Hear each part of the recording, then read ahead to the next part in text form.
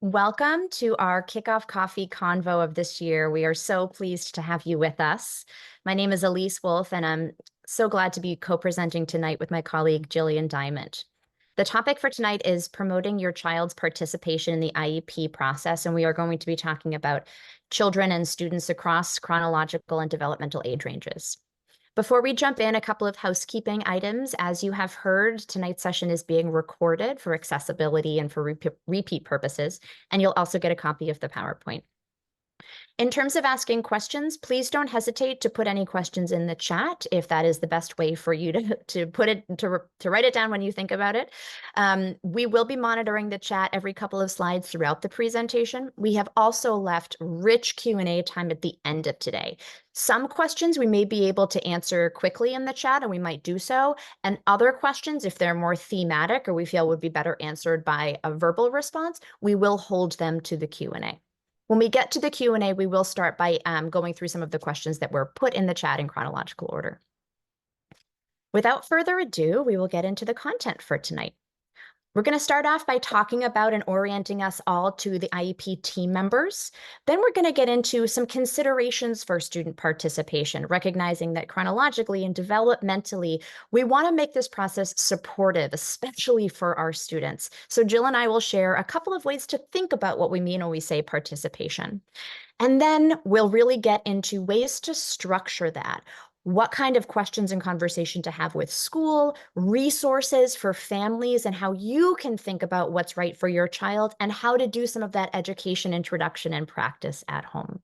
Of course, we have other resources for you to explore after today. And as I said, we'll have Q&A time at the end, but please don't hesitate to put questions in the chat throughout.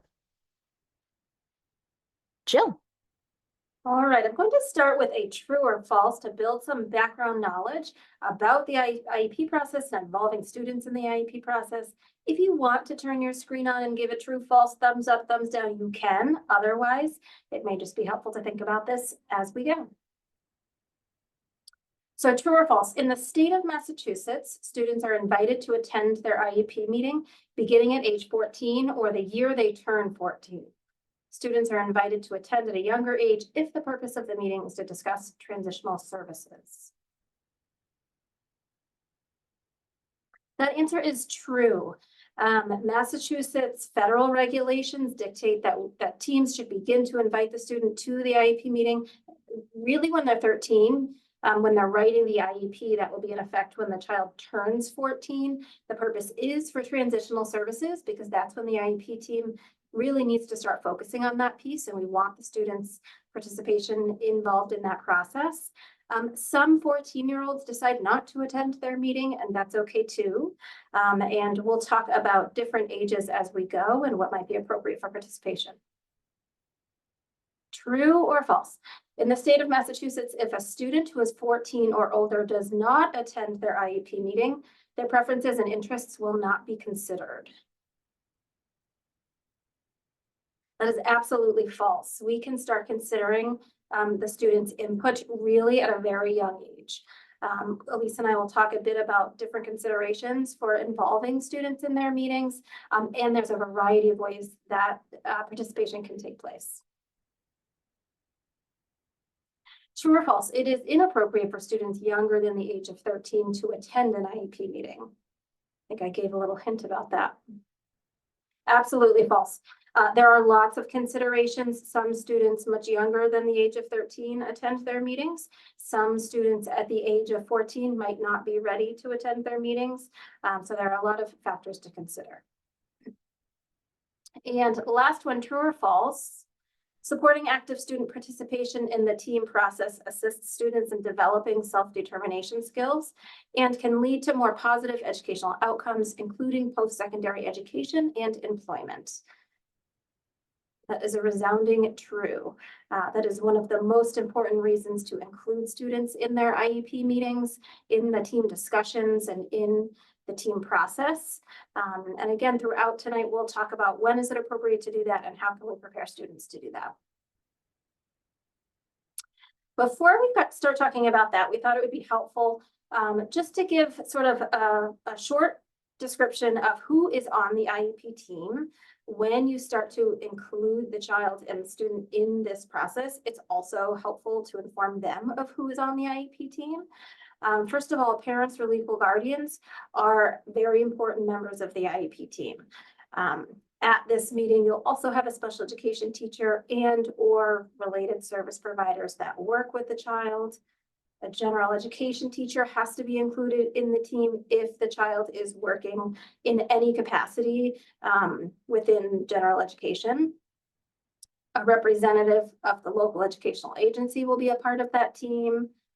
Other professionals or agencies who have expertise in your child, whether invited by you or invited by the school district, could be a part of the team. An educational professional who can interpret evaluation results. So if it's an evaluation meeting, including an initial evaluation meeting or a 3-year evaluation meeting, somebody who can sort of summarize those reports and interpret those reports will be at the meeting. And then lastly, the student is involved in the IEP team. Officially in Massachusetts at the age of 13 going on 14 is when they're a part of that meeting, but the whole process centers on the student. And so we'll talk about different ways to include them, even if they're not yet ready to attend that meeting.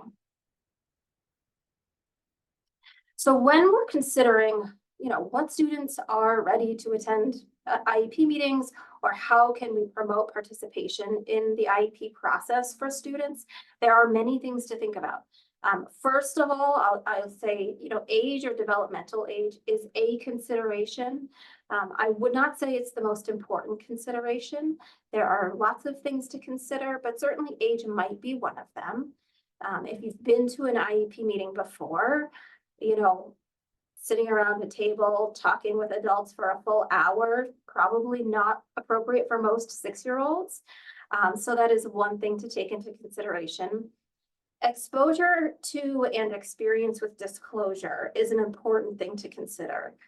If your child has not heard the word autism, or has not heard the word dyslexia, or has not heard some of these more formal terms that will likely be discussed at an IEP meeting, it probably shouldn't be the first time that they hear about this diagnosis. So if they are not yet aware of any of that language, that there could be work to do before they're ready to attend that meeting. And in thinking about that disclosure journey, it is a journey and an individual one for all students.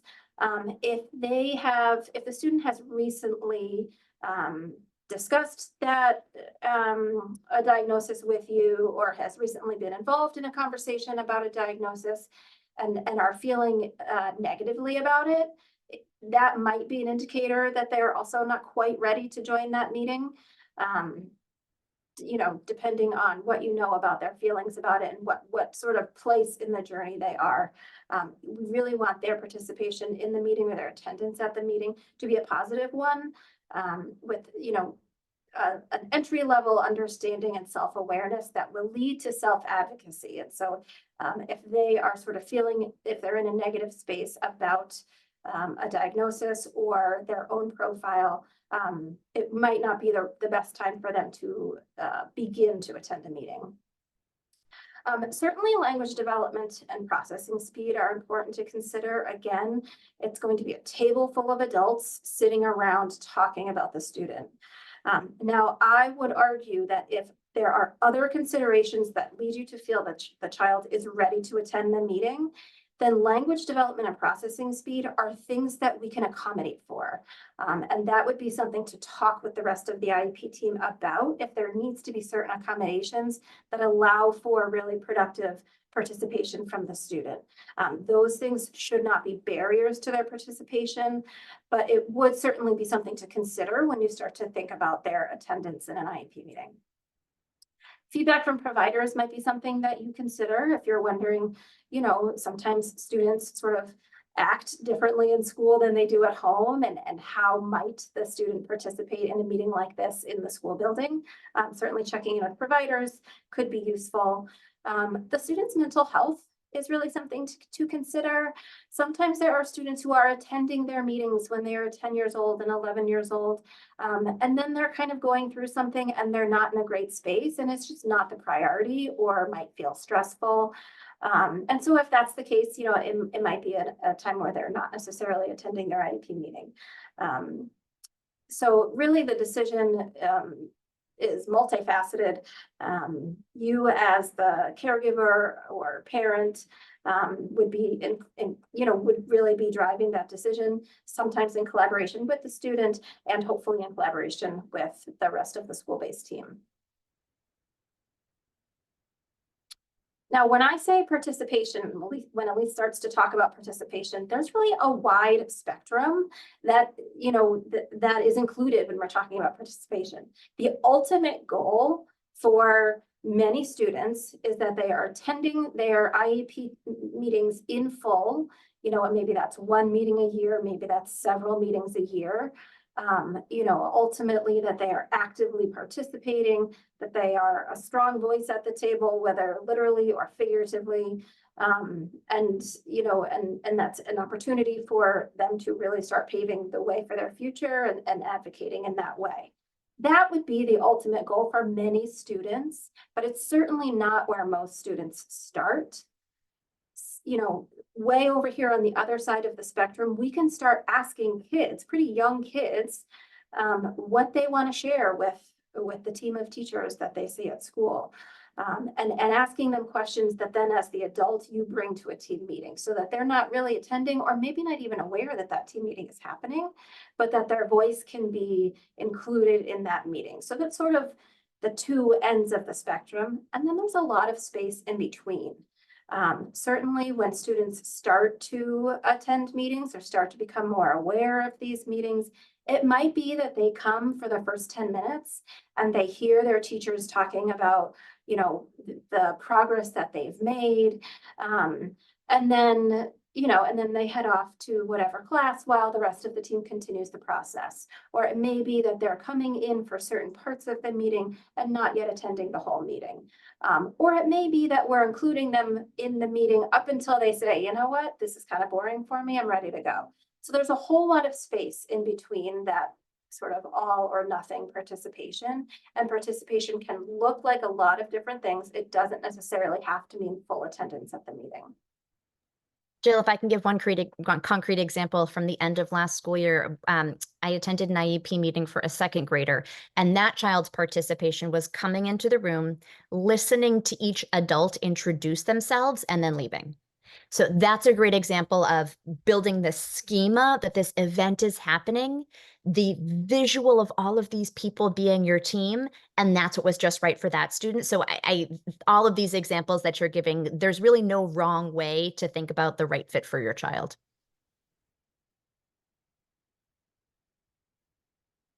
So expanding on the great introduction that Jill's already given, the part of this process that we've talked a little bit about is the informing. What we're going to do right now is use these 5 buckets on the screen as a bit of a model for you to think about where are we as a family in helping our student participate in this IEP process. And it might be a cue for you as an adult to build some goals. What are we going to do this year, next year, the year after that? But the process we're going to look at is inform, collaborate, prepare, activate, and assess.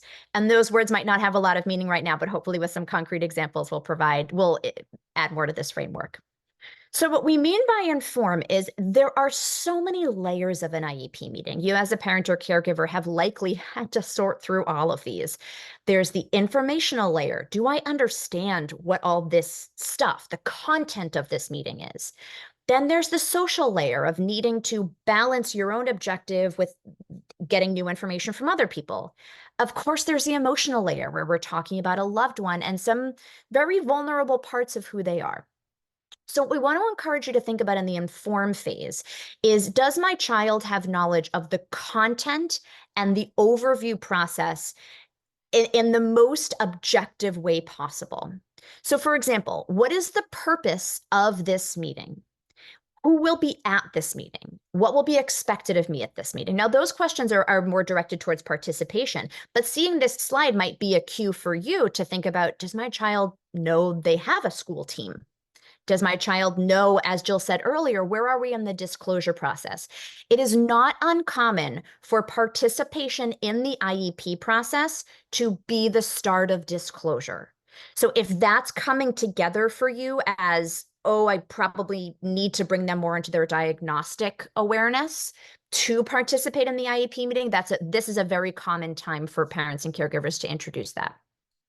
What you see on the screen are some examples of how you can present this information organizationally in an educational way. For example, a chart of who's going to be at the meeting, a sample agenda. I've even seen some families draw a picture of the table or use that pie chart that Jill described. You knowing your child, think about what visuals could support the information process. The next part of, oops, sorry, Jill, go Well, I ahead. was just going to say something, Elise. Thinking back actually to the true or false about inviting a student to a meeting. When the student is 13, so going on 14, it's actually part of Massachusetts regulations that their names should be on the attendance sheet. So districts are required to send out an invitation and an attendance sheet prior to the meeting, and students' names should be on there, noting that they are actively invited. We even go so far to say that students should be given that invitation. It's not enough to give it to the parent and assume that the parent will invite the child, but the child is actively invited. And again, some students are not ready and decline. But that attendance sheet, that invitation with the list on there could be really useful in terms of this visual. Absolutely. Thanks, Jill. So the next phase is to collaborate. So as Jill said, there's going to be a shared ownership here in what conversations happen at home and what happened at school, just like most things involving your child's education. What Jill and I have drafted here is a sample scaffolding for how to structure the series of conversations that would lead up to your child's participation. And I want to go back and emphasize that word series. So for example, you might need to be the one to initiate what is the team thinking in terms of my child's participation? They're in first grade, they're in second grade, or they're turning 14. The next phase would be to ask the school's perspective. What Jill and I will share is that there can be very different school culture perspectives on students' participation that might be stemming from an administrator perspective or a special education perspective. But so it is important to ask the school's perspective on how they handle student participation. They might have some phenomenal resources, or it might be something that they're not as familiar with. You might want to schedule 1 or 2 conversations just to discuss the plan for students' attendance. What are you going to talk about at home? Is there an assumption that the school is going to say something, and we don't really want to work on assumptions for something so as important as your child's participation. So again, thinking about this slide as a checklist of the series of conversations that you might want to have. And we would advise maybe checking in after a couple of these conversations, following up an email. Here's my understanding of what I took away from today. Here are my action items and my deadline. Here's what I understood you're going to be doing. Could you confirm that? Just to make sure that we're all on the same page and that the follow through happens. The prepare phase is thinking more about the transition to a targeted goal, targeted participation. So preparing is helping your child understand what their role is in the process. This is a little different than that more global, do they understand the components of their team? Do they know there's a team? Do they know that mom and dad or aunt or grandma or mom and mom go to school to talk to your team? The prepare part is getting a little bit more into the details. As you see on these blue boxes, these are the different components of an IEP. One suggestion we have to prepare your child to participate in specifically the IEP process is to print off a blank copy of the IEP from DESE's website. As you can see, we have a link in the slideshow. And to pick parts of that where you can show your child the IEP without their content in it. As I started describing those layers of IEP participation, it will best help your child to take in the information of what is an IEP and what are the parts of it if they first are taught what this part of the IEP does, what the strengths section is, what we call PLEP A. Then fill in your child's unique information to those sections. As we've also noted on this slide, you don't have to go in order. You could start with the jazziest part of the IEP, if there is one. I don't know, Jill and I think there are jazzy parts of an IEP, especially the new one. It's very cool. But maybe your child is most motivated by seeing their goals, or would be most intrigued by what are their accommodations or their strengths. So this is all, again, allowing you to think creatively. And then you want to get to the activate phase, which is to pull together all of these different behind the scenes conversations that you've been having and further refine the goal of getting your child to be an active participant in the meeting itself. This slide shows a couple of ways to think about that. You could have your child build a visual presentation, a slideshow. I'm going to show you some templates that will be available to you. You could interview your child and have them write out or record or type out some answers or questions. You could use role play if you want your child to attend and you expect them to be a part of that live back and forth. You might want to practice doing some of that at home. And another creative way that we've seen done is to pre-record the interview, either the audio or the video. I'm going to pause for 1 second and flip over to another screen where I'm going to share with you some of the resources that are available to you through a website called I'm Determined. I'm Determined is a really powerful resource. Jill and I are big proponents of not reinventing the wheel. There are so many phenomenal resources out there for you. What I want to show you on imdetermined.org is specifically if you click on the families button or the tools button. Let's start by clicking on families. If you scroll down, it will give you options. For example, graphic organizers to participate in your child's IEP process. They will also have them leveled. So you could see different versions of an IEP participation graphic organizer and pick the one that's the best match for your child. Here are some examples, modules to increase your child's participation in the IEP process. So in general, we're sharing this website with you because playing around on here, you might land on some pre-made templates that will give you a structure to help figure out the best way for your child to participate. And again, some of them are designed to be very simplistic, very straightforward, one question at a time. There are templates of PowerPoints in here that your child can plug information into. There are sample questions of questions you could ask your child in the interview. It's a very rich website with really strong leveling. So we would encourage you to check that out. And I will get us back over to our slideshow. Again, the link is on this page, imdetermined.org, in the bottom left-hand corner. The last thing we're going to bring in for this model, and then I'll turn it back over to Jill and we'll get into our Q&A, is following the meeting. Jill and I hear a lot of parents express anxiety or they're just not sure how to debrief. That could be true for you as a parent, that you leave an IEP meeting and the rest of the day, you can't go back to work. You just need to sit in a dark room or you need to go to a bakery. It's a very intense experience, often very positive and intense, but it's a lot of information in a very short time. So think about what would help your child. We have some examples for some questions to ask here. Don't feel any pressure to have this happen the day of the meeting. This could happen over the next week. Just like you're thinking about how your child's educational experience should be reflected in the IEP, their experience at school should be an iterative, organic process with the IEP. Let's say they come home and happen to mention something, or you learn about an accommodation that the art teacher tried that was really magical. That's a moment to narrate out loud. Your art teacher said that doing this instead of this today really worked for you. I'm going to make a mental note to bring that to our next team meeting, and modeling how you are taking in that data and letting it evolve your feedback for the IEP for your child. Jill and I would also suggest that you get into a routine of reminding your child that this team is there. Some of our kids can be quite out of sight, out of mind.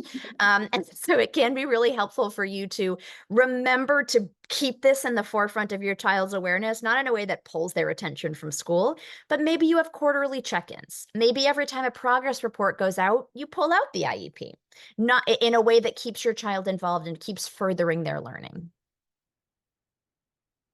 The last thing I'm going to comment on is specifically transition planning. Jill mentioned earlier that often the impetus for many school districts to explicitly invite a child is this idea of transition planning, which is when the transition planning form gets added. The new IEP is going to have this much more integrated. But the idea of thinking about transition planning beyond school, what happens after we leave, whether that's with a diploma or after a graduation, whether it's 18, 19, or 22. But the idea of thinking about how the IEP connects to after our time in school should start earlier than you think. I would also encourage you to keep the disclosure process moving in a supportive way with your child and talk to your child's providers about how to keep your child's disclosure journey moving forward, how to make sure they're learning about their disability and how they can advocate for themselves. Many people are surprised to learn that you can put your child's direct quotes in the IEP. I was working with a family recently and they said, he wants to be a video game designer. And it was done with that kind of affect, which was a cue that maybe this isn't a realistic career path. That is okay. You do not have to tell your 7-year-old they're not going to be a video game designer. In the transition planning form or anywhere in the IEP, you can put in quotations, I want to be a video game designer, attributed to Peter. You can then have other statements that say, Peter's parents, Peter's guardian would like to see him. It is okay to be explicit about having different perspectives represented in the IEP. And some other questions to be thinking about here if your child is approaching the age of 14 to get ahead of in welcoming your child into the IEP process. Jill. Before we get into questions, I want to circle back to this idea that participation in the IEP process is a whole range, a spectrum. And there, if your child is not yet ready to participate in their meeting, or you're not ready for them to participate in their meeting yet, there are a range of ways that they can still participate in the process. And so actually, the new IEP format that went into effect across all districts in Massachusetts this September, really lends itself to that. Right at the very beginning of that document, it is asking for student input. And that might be input that you collect before a meeting because they're not coming and they don't even know about this meeting, or they do and they're still not coming. Or it might be information that a trusted adult at school is collecting from them. Most likely that is the case. Most likely a special educator or a related service provider, a counselor, somebody that works with that child is collecting some of that information in a way that's appropriate for them. And, for a very young student, that might just be asking that student, what are some things you're really good at? What are some things about school that you enjoy? What are some things about school that feel hard? So that person, either you or the trusted adult at school, can go to the meeting and provide that input. So that's one way that even a young child who is, not aware of the process yet can participate in the meeting. That also might be a way to begin the participation process for an older student, even who might be aware that this process is happening. Maybe you've been talking about it and they're still not ready to attend, and that's okay, but you could interview them. Or, as Elise talked about, for students who are or are not yet attending, if they're going to prepare something to bring to the meeting, that could be pretty overwhelming for you as a parent if you are still sort of grappling with the IEP process yourself. You can certainly reach out to either the child's classroom teacher, special education teacher, counselor, speech and language pathologist, and ask them, have you had students participate in meetings before? Do you have any, would you be able to help prepare my child to participate? Sometimes special educators have really great ways to include students in the process through making a portfolio or a video, or really just coming up with sort of a script that they want to share. So you can certainly lean on the school team if that's helpful to you. So interviewing your child, whether or not you're telling them what that's about, any information is helpful. As Elise mentioned, just starting to talk about these meetings can really actually boost sort of morale and collaboration among the whole team. The fact that your child now knows that there is a whole team of people in this school that are there for them and meet to talk specifically because they care about the growth and the support that this student needs. Just simply asking, is there anything you'd like your teachers to know? Again, they might be aware of the IEP process, they might not, but that's information that you can bring in. One really tangible way that I think can be very useful for kids to begin participating in the IEP process, this can happen whether they are coming to a meeting or whether they are not, is to show them that list of accommodations that the IEP includes. And I think that that's a great way to start to include them in the process, because hopefully those accommodations are familiar to them. If they're in middle school, they'll have multiple teachers most likely. And hopefully those accommodations are things that they see at least some of their teachers putting into action. And it's a great way to ask the student, is this helpful for you? It is? Okay, let's make sure we keep that in there. Maybe one of the accommodations is movement breaks, and the student says, "That's not helpful for me. I don't like when the teacher asks me to go take a break. It's not helpful." And so you can bring that back to the team and say, my child says that's not actually helpful. Can we take that out? So that list of accommodations can be a really tangible way to start their participation. Again, whether they attend or whether they don't. So we included in these slides, we included a whole bunch of resources. The IEP document that Elise talked about, you can find a blank template right on the Massachusetts Department of Education website. It's now going to show you the new form, which again is going into effect this month. So it may or may not look familiar to you, but it's got most of the same content. The Massachusetts IEP process guide could be it's a very thorough tool that could be useful to you as you sort of understand the IEP process and think about entry points for your student to start to participate. The IEP Improvement Project has some good resources for you. A Parent's Guide to Special Education, also very thorough. And then within the slides, Elise also linked that website that she showed us. And then this last link here is an article, 10 tips to help middle school students get started in involvement in that IEP process. And it gives a lot of similar strategies to what Elise and I have talked about today. And Jill is too humble to admit this herself, but I would also advise attending Jill's workshop. Jill runs a workshop on autism specifically and the IEP process. So Jill, it's great this slide is coming up, because one of the first questions we got in the chat was about what if the parent is watching this and wanting to step back themselves, or specifically if the child, if they as a family for having a 3-year-old are about to enter the IEP process. So for the parent who asked this question, this slide will really give you a lot. But again, I would also think about attending Jill's workshop. And yes, this tonight is being recorded, as well as the slides will be available to you for the person who asked. So we're going to transition into the Q&A. Jill, there are a couple of questions coming into the chat. So I wonder if, just as a moment for transition, to give people on the call a chance to organize their question, put it into the chat, I wonder if you and I could give a couple of examples of really great ways we have seen families either prepare or present the day of. And I'm just asking you this question in the spot. So I'll start off with a great, I gave the example earlier of the young student who walked in and saw all of her team members, greeted them, and then left.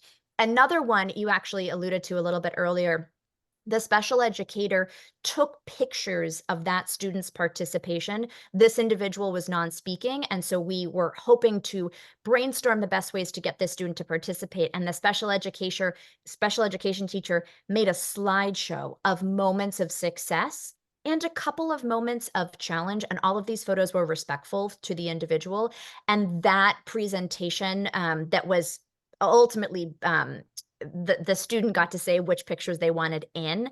That was a really creative and powerful way to show that we can do participation in the meeting itself, even if the profile of our student is non-speaking.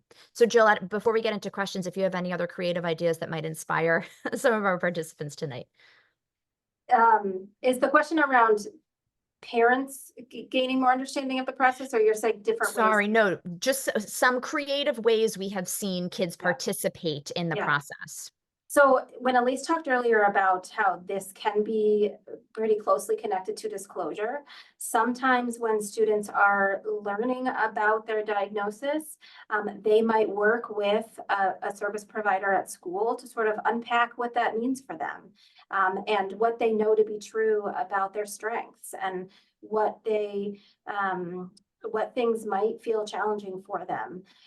And so sometimes students have made slideshows to present at meetings, or have just sort of come up with a script that they come to read at a meeting, or that they record so that folks at the meeting can listen to it.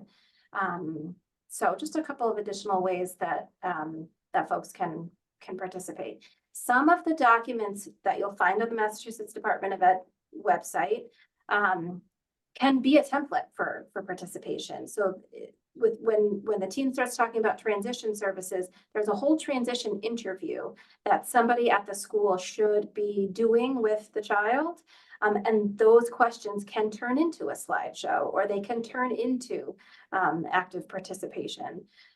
There's another document that will likely be shared with you prior to the meeting, just asking you to think through what your child's strengths, interests, and what your vision for the child is. Many schools sort of send out a blank template just to shape your thinking, so you can walk in feeling a little bit prepared. You can use that to brainstorm with your child. So some of those templates already exist on the DESE website. And Jill, I'll add one more thing about templates, then we have some great questions we'll jump over to. Someone had asked about translation when that's an additional component of a child's participation in their process. I will say that the I'm Determined website has many of the templates already translated into a couple different languages. But I think that if your child is an English language learner, that's probably evidence that we need a longer runway to get translated versions of the documents themselves to your students, but then also to make sure that the language level of the meeting is appropriate. And if you or your child need a translator at that meeting, the district should be providing a translator for your participation. So Jill, we have a couple themes. The first question would be thinking about how to prepare a 15-year-old who's scared of hearing adults talk about them. I will jump in first because there's an anecdote that Jill probably knows is the one I'm going to share by this point. So I previously have a lot of experience teaching and facilitating IEP meetings with students. And I had a really powerful example going back quite a few years now. This student's older than I want to admit. And it was, a student was an 8th grader, and it was the first time that they were attending their IEP meeting. And this was an incredibly supportive family and school district. And one of the things that the district had done really, what we thought was well at the time, was help the student feel, help some of their accommodations be invisible.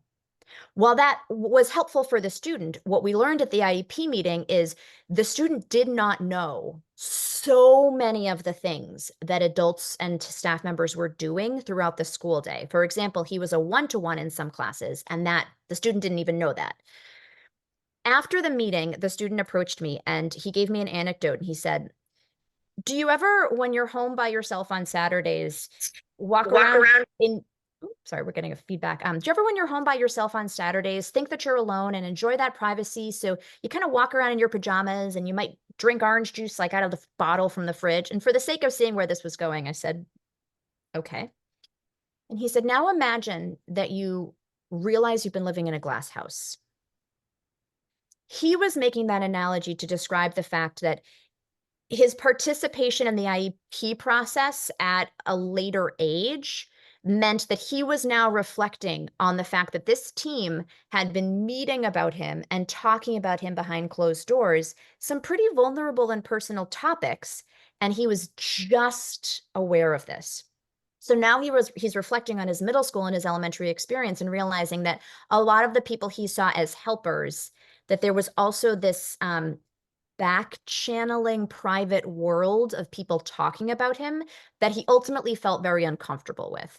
So I share that not because I am predisposing anyone else here to that outcome. I do think, though, that IEP meetings are uncomfortable, and helping our students tolerate discomfort is often a very common IEP goal. So I think some things you could think about for helping a 15-year-old who feels uncomfortable with with other teachers talking about them. You could have them Zoom into the meeting from another room.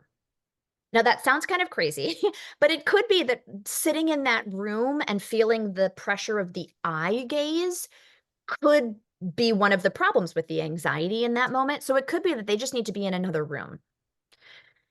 Preview can also be really helpful in IEP meetings. So we would not expect team members to have their entire script typed out in advance. But part of those preparation phone calls could be asking each team member to provide in bullets 1 or 2 things they're going to share, and being able to preview some of that with your students. So again, we're setting realistic expectations about what preview actually means. I do also think that the language load of these meetings is often one of the more triggering components. So I think binding the time that your child participates, you're going to join for this section, and having the team members be aware that for that section of the meeting, we all need to reduce our language load. Those are kind of tangential, can be some of the triggers for anxiety that might help your student remain a little more regulated in what will likely be already quite a vulnerable conversation. Jill, what else would you add? I would really lean into preview if it's possible for anybody that's going to be at the meeting to preview with the student what they plan to share. That could be useful. It could also, as Elise mentioned, be useful to set a time limit, come for this amount of time and then head off to whatever class you're in. Again, they can participate in those ways I talked about without actually attending. It would be really useful if they could, potentially draft up some goals that are important to them, or, that sort of thing. And then another piece that I might consider is sharing. So after the meeting, parents and guardians will receive notes from the meeting. And it varies in the amount of detail of those notes vary. But you could start to show them some of the notes after the meeting so that they just have a better idea of like what kind of talking about me is going to happen at this meeting, to kind of preview for next time. Then that's a great suggestion, Jill, with the notes. So similar, but I think a slightly different question. And Jill, I'll come to you first for this one. What advice do you have for a student who feels intimidated by an IEP team that asks, sorry, my chat just moved, that asks them only close-ended questions?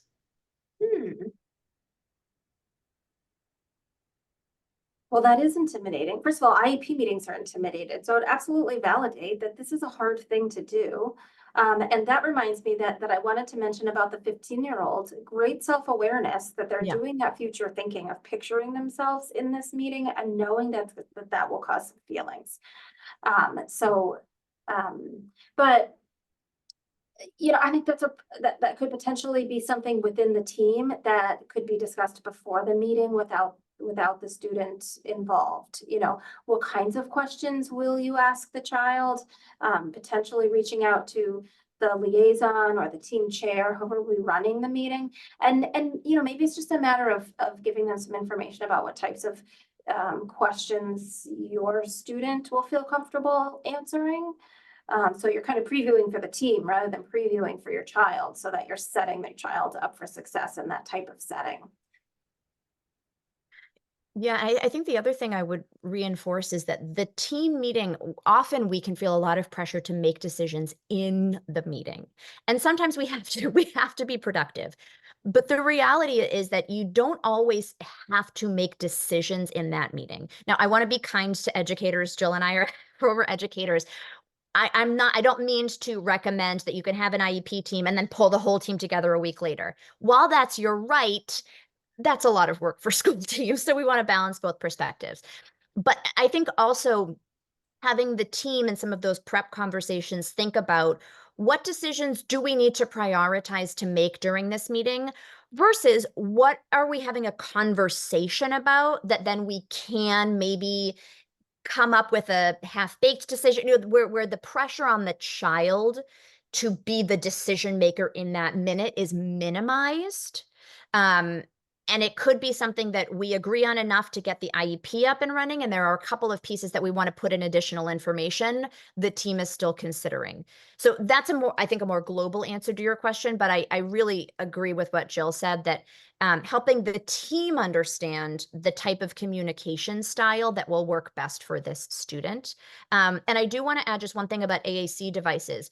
For students that use a device or a PEC board or a talker that will participate in their meetings, you do want to connect with the SLP or the technician who manages the content of that device and do a little bit of practice. So for students on an AAC device, that may be something you want to work into an IEP goal or plan for in sessions leading up to the IEP meeting, so the students have a little more fluidity navigating their device, and that some of the language they might need to use is preloaded onto those.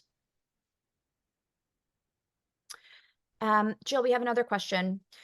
What pointers can you provide for students who attend their IEP meeting and don't feel like their voice is heard when they ask for support when they struggle at school? That is challenging. My hunch there is that challenge exists outside of their participation in the IEP meeting. I would say it's quite unfortunate if that's their first experience with an IEP team meeting. But my hunch is that that problem exists separate from that conversation, and might have more to do with the collaboration among the whole team. And I think that also, it wasn't included in that slide, but I think that the collaboration among the team is also sort of a consideration to think about when you're inviting a student to a meeting. If they don't technically need to attend yet, and the team meetings have been quite contentious, that might be a time where you intentionally don't invite them and include their voice in a different way, or it might be a time where you really consolidate their attendance and have them come for the first 15 minutes and then head off so you can sort of get into the meat of things afterwards. But if that is the case, then again, I would lean into the school team a bit and do some collaboration with the school team outside of that meeting. Just making them aware, it could be that they're not aware of the ways that your child feels their voice isn't heard. It could be that there are things that can be changed pretty quickly in relation to that. Or it might be sort of a longer standing challenge with collaboration, which I would say, is probably separate from their actual attendance at the meeting, but certainly impacts them as the center of that meeting. Sure. And Jill, something that comes to mind for me too is when we're talking about autism spectrum disorders and similar profiles, we do need to remind ourselves, although there are very frequent reminders, about perspective taking being one of the areas of challenge of this, recognized areas of challenge of this profile. So what Jill and I sometimes see this look like at school is a student requesting something and not understanding why that request wasn't met. So it also might be worth figuring out a little bit the root of the child's frustration, and is it part of the typical or the skill building of understanding why that request wasn't met or why it was met in a different way. One other piece I will layer to that as well is the research on homeschool collaboration is quite interesting. And one of the features that the literature highlights is the quality of homeschool communication is more closely linked to positive student outcomes than the quantity. What I mean by that is we often think about frequency and intensity and the amount of information that we're doing in that homeschool communication as helping our child be successful. But what the literature suggests is that it's actually the quality. Do people feel like they're being heard? Do people feel like they are able to openly express their perspective? Can we talk about things without pointing fingers or showing blame? So on an earlier slide, what we included was the recommendation that IEP meetings, the lead up to and we'll call it the aftermath, are a really great time to highlight your confidence in the school team. Even if this is shaky at times, that's okay. You don't have to be dishonest with your child. But one specific note that the literature pulls out is that students who feel their parent caregiver trusts their school team and who speak positively to their student about the school team, that is linked to increased feelings of psychological safety at school, reduced school refusal. So any and all of these moments, that is an active step you can be taking to increase your child's confidence in the participation in this process. And I think, Jill, we have time. Sorry, go ahead. I think admittedly too, some there's a learning curve in including Absolutely. students in IEP team meetings. And some IEP teams from the school side are in different areas on that learning curve, just as parents are in different areas on that learning curve. And so, increasing your real quality collaboration with the school is likely going to be really helpful for them to understand where your child is coming from and their comfort level and their goals in terms of participating in the team process. It's such a great point, Jill, because you could be the parent, you could be one of the first parents in the district maybe that's advocated. So there might be school team members that are uncomfortable talking about your child's profile in front of your child. And this is where you can be a really powerful parent advocate. So Jill, I think we have time for one more question looking at the clock.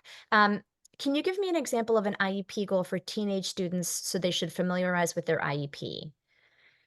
That's a great question. Yeah. I think so. So it's pretty individualized. Yes. And if the goal is to increase the students' participation in their meeting, I would look at their IEP. And look at the goals that they have had this year or maybe the year before.